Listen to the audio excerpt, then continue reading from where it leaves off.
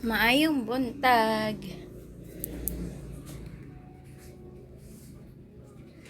It's time for lunch na. Unya kay wala pa man mi hinikay nga sudan. So mag-order na lang mi og chicken.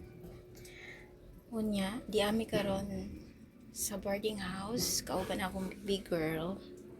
So wala pa mi ni uli dito og balik sa akong father kay naman gud ko'y buhaton diri na ko'y klase so much better man diri magklase ko kay kung for example kung mawala ang internet ato ka papa at least na data diri kusog-kusog kaysa og didto ko unya ako magklase ko didto nya mawagtang og kalit ang kanang for example signal so maglisod na sad ko so mana say hi.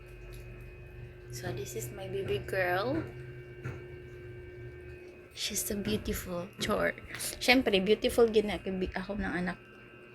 Walay mo supak.